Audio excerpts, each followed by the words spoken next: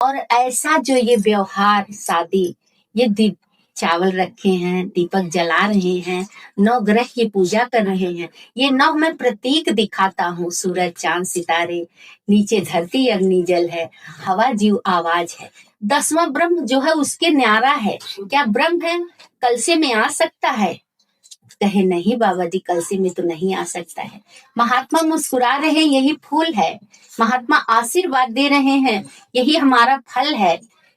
पत्रकार बेउत्तर हो गया, बोला सदगुरु कितना सटीक विचार और इतना परफेक्ट बात। बोले जब लड़की लड़का दोनों एक होते हैं तब माँ बाप कन्या दान करते हैं। तो कन्या दान देते हैं अपनी बेटी को उसके हाथ में कि ये 5 चुटकी सिंदूर आप भर रहे हैं तो हर मांग इसकी पूरी करना। हर जो कथा वार्ता पूजा पाठ कमाई में आज से ये तुम्हारा अधिकार है, दोनों का बराबर का अधिकार है।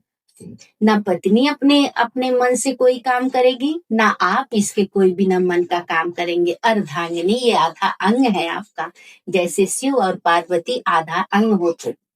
शादी का यही मतलब होता है। फिर भसुर जब मध्यकनी आते हैं, सब भसुर जयमाल डालते हैं कि आप मेरे घर की लक्ष्मी हो, हमेशा ये सर ढक के रहना, ये जेवर ये गहना जो आपको मैं दे रहा हूँ, पिता की वस्तु, ये सब कितना भी होगा तुम्हारे पास, लेकिन अपनी मर्यादा तुम मत भूलना, सर ढक करके चलना। फिर सुबह सात संगत जी कन्यादान होता है, सिंदूर दान होता है, भाई आता है लावा परसने कि देखो आज से कितना भी दुख सुख पड़ेगा, हम दोनों लड़ते थे झगड़ते थे, आज से तुम दूसरे के घर जा रही हो। इसी लावा जैसा व्यवहार करना, कितना भी तकरार होगा अलग बस होना। जैसे ये धान लावा है, उसी तरह से पति और पत्नी दोनों साथ रहना और अपने घर की गुरु की मर्यादा तुम्हारे हाथ में है। फिर मामा इमली घोटाते हैं आके कि माँ तो अकेले हो जाती है, बेटी ससुराल बेटा बहू आ जाता है। तब फिर मामा आते हैं, इमली 5 पल्लों कि 5 तत्व से आपका जन्म है, 5 से मेरा है, 5 से इनका है। लड़की काटती है, आम का पल्लो माँ फिर पीती है। भाई कहता है इमली कि 1 लोटा पानी और ये साड़ी हमेशा मिलेगा, आप हमारे घर आना, हम आपके घर आएंगे। लेकिन आज ये सब मर्यादा, ये पैसा, ये चकाचौंध दुनिया, कोई मर्यादा कोई आज समझ नहीं रहा है। पैसा के आगे न कोई माँ का सम्मान है, न पिता का सम्मान है। आज कोई बच्चे नहीं समझ रहे हैं कि कितने दुख से माँ बाप पाल के इतना बड़ा करते हैं, और शादी में कितना रीत रिवाज, कितना वो होता है। वो पत्रकार बेउत्तर हो जाता है, बाबा जी के चरणों में गिर जाता है कि बाबा जी इतना बढ़िया विचार और इतना आपने सटीक बताया कि पंडित जी आते हैं, सब पूजा पाठ करवा देंगे, चले जाएंगे, लेकिन कुछ नहीं बता पाते हैं। लेकिन आपका तो बाबा जी ने कहा क्या वो सब सामान रखना शादी में जरूरी है? ठीक है, लेकिन जो अक्षति, जो परम पिता परमात्मा है, जो रूह आत्मा का मिलन होता है परमात्मा से, उसकी जानकारी पहले करो। तो उसकी जानकारी, ये निरंकार पार ब्रह्म परमात्मा की जानकारी कौन कराता है? सदगुरु कराते हैं। और जब सदगुरु वो पार ब्रह्म परमात्मा की जानकारी देते हैं तो सात संगत जी रूह पति और पत्नी का मिलन, कि जैसे बाबा जी जब धूप में हो, अगर कोई कह दे कि इधर से सदगुरु आ रहे हैं तो आप खड़े होके घंटों निहारे, क्योंकि आत्मा जो है अपने पति को मिलने के लिए बेकरार होती है। अब एक दुल्हन जब जाएगी ससुराल में, कोई भी मुंह घूंघट उठाएगा तो उसकी आंखें बंद रहती हैं, लेकिन जब उसका पति 10वां ब्रह्म जब घूंघट उठाता है उसका पति, तो पत्नी तुरंत आंख खोल देती है, ये मेरा पति है और मैं इसकी पत्नी हूँ, अपने आप को उसके समर्पण कर देती है। जैसे औरत जब सुंदर एक आभूषण पहनती है तो बहुत सुंदर वो सज जाती है, सोने के गहने पहन लेती है, सब श्रृंगार कर लेती है और सज के खड़ी होती है।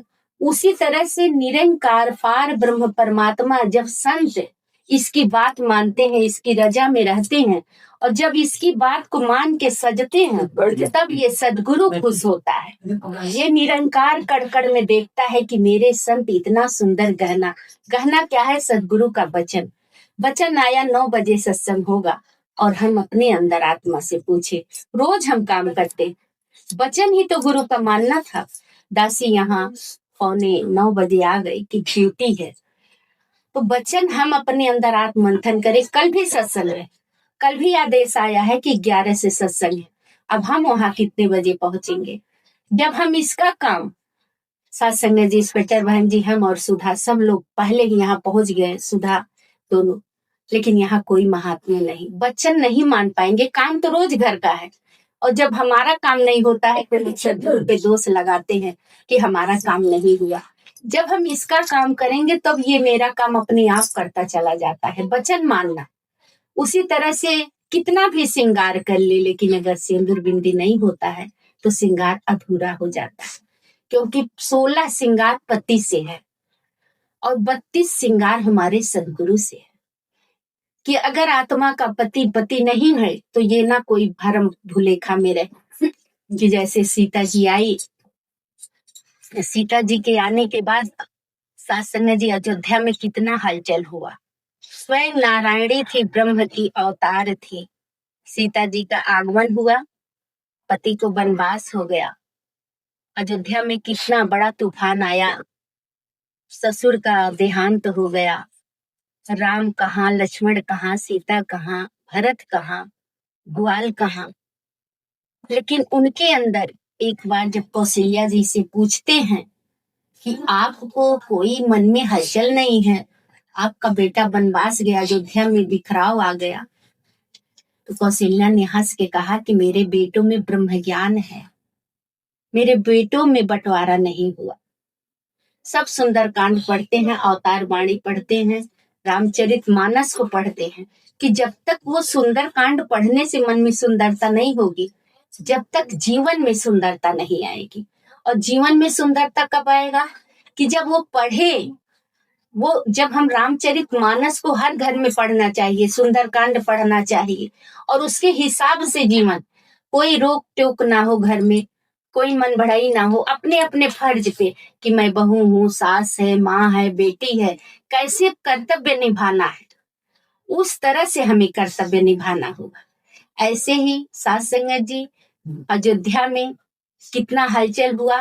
कौशल्या जी ने कहा कि मेरा राम लक्ष्मण साथ गया, मेरा भरत गद्दी का त्याग कर दिया।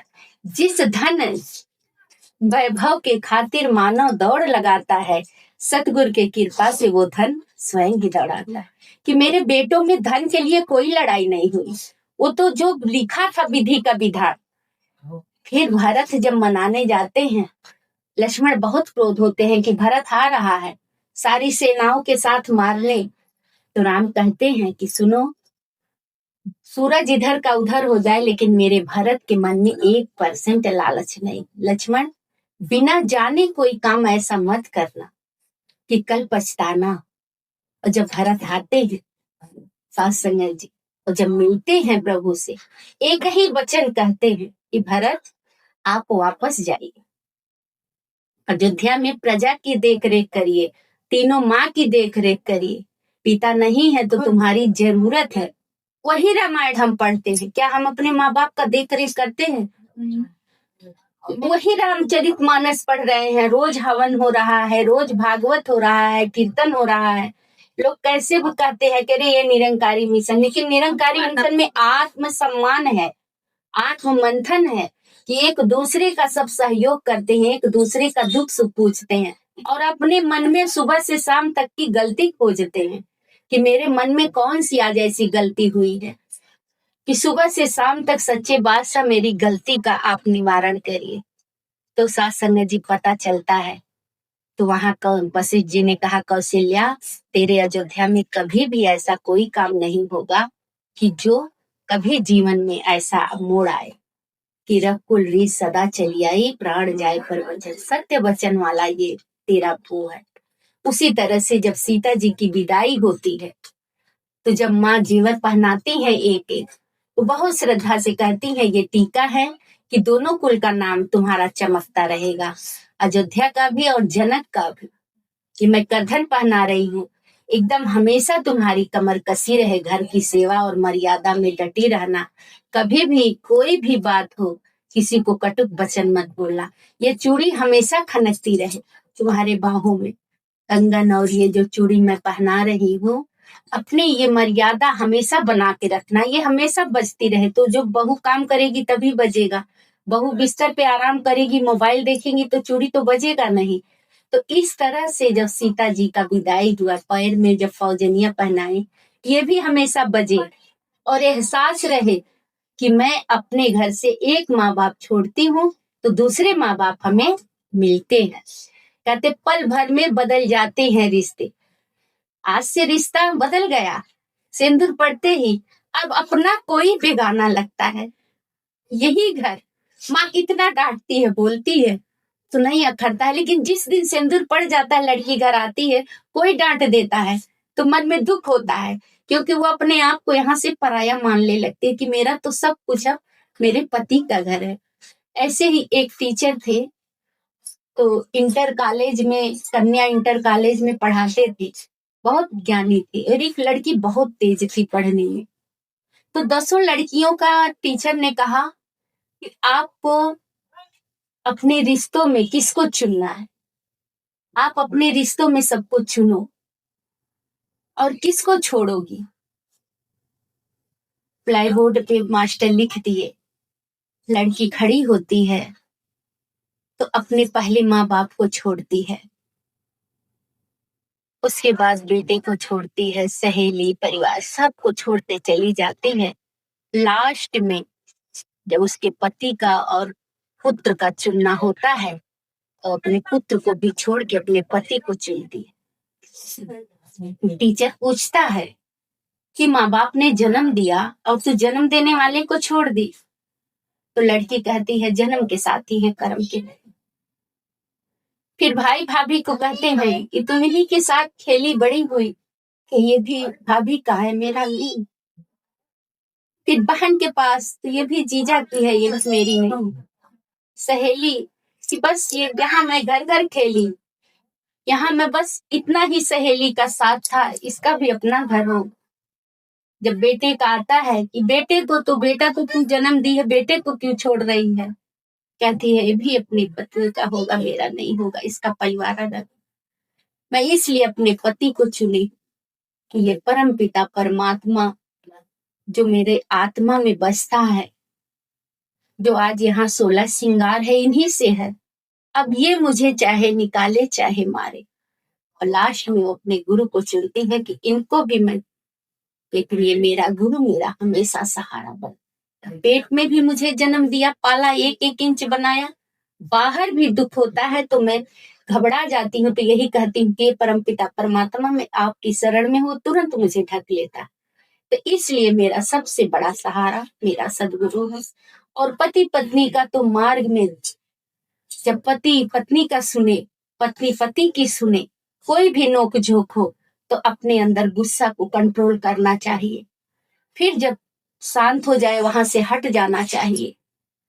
ये मन में ऐसा कोई भाव ना आए, विचार ना आए, क्योंकि जो ये माँ बाप इतना तैयारी करके शादी ब्याह करते हैं तो सास संग जी इसीलिए करते हैं कि बेटी दोनों कुल का नाम करना। अब सीता जी की जब विदाई होने लगती है, सारा श्रृंगार होता है, साड़ी जेवर सब डोली में बैठाती हैं और एक एक वचन समझाती हैं, जनक आते हैं, आशीर्वाद देते हैं। माता सुनैना जी हाथ जोड़ के कहती हैं कि आप जगत जननी है, मेरे घर बेटी बन के आई हैं और मैं आपसे क्या कह सकती हूँ, लेकिन मैं आपकी माँ हूँ। माँ के नाते मैं आपसे यही कहती हूँ कि सुनैना की एक बात याद रखना कि जहां जा रही हो अपने पति के दुख सुख में साथ देना। मन में कभी ऐसी कोई बात ना आए, कोई राज पाट में ऐसा कोई तुम्हारे मन में मोड़ ना आए। और तो बाकी आप स्वयं जगत जननी है, मैं आपको क्या कह सकती हूँ, आप तो स्वयं सबकी माँ है। सीता जी जब आती हैं, रातों रात बात बदल जाती है। जगत जननी, हम आप ताना मार देते हैं अपनी बहू बेटी को कि ऐसा घर में हो गया वैसा, लेकिन वो जगत जननी आई तो घर में क्या क्या हो गया। वशिष्ठ जैसा कोई पंडित नहीं था, ज्ञानी नहीं था कि सारे देवता बैठ के कुंडली देखे और सारे देवी देवता शादी में हाजिर थे, लेकिन वक्त का जो पहिया है वो निराकार पार ब्रह्म परमात्मा, उसकी रचना से सब परे है। उसको कोई नहीं समझ सकता है कि कौन सा वो भगवान था कि बात को रातों रात बदल दिया, सारी विधि को फेल कर दिया। आज वही बात बाबा हरदेव सिंह जी महाराज बताते थे, आज वही बात माता सुदीक्षा जी बताती हैं कि हे इंसान, तू इतना मगरूर मत हो कि ये जो दुनिया का देख रेख कुछ भी ये जितना दिख रहा है काम नहीं आएगा। बस केवल एक यही परमपिता सत्ता है, वही सबके काम आएगा। तो जब जन राम को वनवास हुआ, दशरथ कह रहे कि तुझे नहीं हुआ है वनवास, कैकेयी ने राम को दिया है, तू नहीं जा सकती है। जनक को बुलाते हैं। आज हमारे घर में कोई हलचल होती है तो माँ 24 घंटे फोन पे लगी है बेटी के, गुस्सा मत करिएगा। आज घर बेटी का माँ ही बिगाड़ रही है। 24 घंटा फोन पे क्या बन रहा, बेटी भी हर पल का खबर, क्योंकि आज से वो तुम्हारा घर हो गया, ये पराया हो गया। आधी रोटी मिले तो अपने ही ससुराल में मिले, लेकिन हमेशा फोन पे रह के ननद क्या कर रही, सास क्या कर रही, और ये भी भाभी ना सोचे कि बेटी का अधिकार ससुराल मायके में नहीं है। बेटी भी अपने हिस्से की आधी मालकिन है। सरकार, ये संयुक्त राष्ट्र में सलाहकार बोर्ड में बाबा हरदेव जी, ये जो आज राशन कार्ड लड़कियों के नाम का है, ये सब इसीलिए सदगुरु करवाए हैं। नारी जात का मान बढ़ाया बाबा ने, जो कर न सका संसार वो कर दिखाया बाबा ने। बाबा हरदेव संयुक्त राष्ट्र के सलाहकार थे और वही आज वही आदेश ये जो है, रक्तदान बाबा जी ने करवाया, नेत्रदान माता सविंदर ने करवाया है, अंगदान कि कोई भी मरने से पहले अपने आंख का दान कर सकता है। तो इतना बड़ा मिशन के आप, इतने बड़े सदगुरु के आप बच्चे हैं, जहां खून माफ हो गया, कोई बात नहीं, कोई विवाद नहीं, वहां हम छोटी छोटी बात नहीं माफ करेंगे तो घर कैसे चलेगा। तो जब बेटी आए ससुराल तो माँ बाप भाभी खुशी से हंसी हंसी, केवल एक साड़ी ही तो देना है, हंसी से दिल खोल के बेटी को दान करे, क्योंकि बेटी घर की लक्ष्मी होती है। जब जाती है तो चावल फेंक के जाती है, और ससुराल में जब जाती है तो लोटे के चावल को आगे गिराती है कि अब यहाँ बढ़े, और वो चावल कोईछा तो भराता है, लेकिन ये पीछे फेंकती है कि मेरा मायके बना रहे। और जब सुनेगी माँ बीमार है तो दौड़ के बेटी आती है, लेकिन यही बेटी जब सास बीमार है तब भी सुने, ससुर बीमार है तब भी सुने, क्योंकि आज बेटियां ही घर की धरोहर है। अगर आज औरत ना रहे तो ये चमन बेकार है, क्योंकि पुरुष से कुछ नहीं होगा, और पुरुष ना रहे, दोनों शिव और शक्ति की जरूरत है। तो आओ सत्संग जी, ऐसा हमारा जीवन हो, ऐसे हमारे सदगुरु थे। और जब आदेश आए हर काम छोड़ के हम सदगुरु का काम करें, फिर आके अपने घर का काम करें, तो हमारा काम सब सदगुरु पूरा करते हैं। और दासी एक बार माता जी शादी में बुधवंती जी गई, ऐसे ही सारे महात्मा बैठे थे, बुधवंती जी घर में पूरी बना रही थी। तो कोई बहन जी लोग आई, देखी कि अरे माता बुधवंती जी पूरी बना रही, क्योंकि वहां सेवा वाले कोई नहीं थे। तो माता जी ने कहा कि ये तो अपना घर है, संत जहां जाए ये ना सोचे कि मैं क्यों करूं, शादी है बहन जी के घर, सारे संत जो भी सहयोग हो। अभी दासी बिहार साइड गई थी, 25 सूपा उस घर से 25 गोनरी गया, और तेल उसका तो वही नहीं था। इतने महात्मा सारे सेवाई, हल्दी रसम था, दासी गई, और जितने महात्मा 500-600, 10-11 तो डोकवा आया था, कजरौटा आया था, सारे जो भी जिसके पास था, कपड़े का तो साथ संगत जी भंडार लग गया। यही बाबा हरदेव जी कहते थे कि जब हमारा मिशन छोटा था तब डरते थे, आज तो हमारा इतना बड़ा परिवार है, अगर 100-100 रुपया दे तो साल में एक बेटी का काम हो जाएगा। अभी देखिए आदेश कि पहले हम लोग ब्राह्मणों में जब राशन आता था तो सब ब्राह्मण के घर देते थे, मंदिर पे देते थे, लेकिन क्या हम अपने भवन पे महीने में हम राशन लेते हैं फ्री का? लेकिन क्या हम अपने भवन पे 1 किलो हर महीने अगर चावल ले जाएं तो हमारे भवन का भी विकास कितना बढ़ेगा। हर बहने अपने मन में वो संकल्प करे कि हर महीने जब हम कोटा उठाएंगे तो 1 किलो चावल अपने भवन पे ले जाएंगे। हर भवन पे साथ संगत जी गेहूं ज्यों कटा है और त्यों कोई 11 किलो कोई जैसा जिसकी औकात है। सदगुरु तो कुछ नहीं कहते हैं, सारे लोग भवन पे गेहूं पहुंचाते हैं, चावल के समय में चावल पहुंचाते हैं। वही आपका सच्चा घर है और वही आपको साथ संगत जी जो आप दान करेंगे वही आपको मिलेगा। कृष्ण जी एक दिन आए तो एक बहन बैठी थी, खिचड़ी बनाई थी। कृष्ण जी वो खाने लगे तो बोली, लल्ला मैं न नहाई हूं न धोई हूं, इसमें लहसुन प्याज है, बासी खिचड़ी है और तू खा रहा है। तो बोले, तू ही तो भोग लगाती है कि परमात्मा खा लेना जो भी रूखी सूखी है। तो मैं आज सुबह ही भूख लगा था, चला आया खाने। तो तू इसमें बासी क्या है, लहसुन क्या है, प्याज क्या है। लोग नहीं कहते कि लहसुन मत डालो। लड्डू गोपाल, क्या लहसुन में परमात्मा नहीं है? प्याज में परमात्मा नहीं है? कड़ कड़ में है, बिंदु बिंदु में है, कोई ऐसा जगह ही नहीं खाली है। और जब वो कृष्ण जी खिचड़ी खा लिए, उनके बगल के पंडित जी आए और बहुत डांटे उस माँ को। वो सुबह ही बिना नहाए धोई खिचड़ी बना दी कि लल्ला आएगा भूखा हुआ खा लेगा। अब आए कृष्ण खा लिए, 2-3 दिन ऐसे खाते रहे। चौथे दिन पंडित जी आए और बहुत डांटे कि लल्ला आके तुम्हारे घर खा के मुंह जूठा करके मंदिर में बैठा रहता है और तू न नहाती है न धोती है, भोग लगा देती है, और मैं सारी तैयारी करके बैठा हूँ और वहां तो कान्हा आता नहीं है। तो बहुत सुंदर बात कान्हा ने कहा कि मुझे नहाना धोना, मुझे ये धीर ये चौपड़ी ये सब बिल्कुल पसंद नहीं। मुझे बस केवल जो सच्चे हृदय से गणिका बुलाई तो मैं गया, मुझे सेवरी बुलाई तो मैं गया, मुझे सुपन ने बुलाया तो मैं गया, मुझे विदुर ने बुलाया तो छिलका ही मुझे गया खा लिया। तो मुझे कोई भी भाव जरूरत नहीं है, मैं कड़कड़ में हूँ और हर भक्त की मैं आवाज सुनता। तो जब मैं सदन कसाई के घर मुर्गे में मगन हूँ, वो मुझे काट रहा मुर्गे, मैं भी मुर्गे में हूँ, उस बट्टे में भी मैं ही हूँ। वो काट रहा तौल रहा लेकिन मैं मगन हूँ।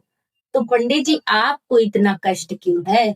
आपके अंदर भाव नहीं है, आप लालच से प्रसाद चढ़ाते हैं, आप श्रद्धा से प्रसाद नहीं चढ़ाते और उस प्रसाद को आप घर ले जाते हो।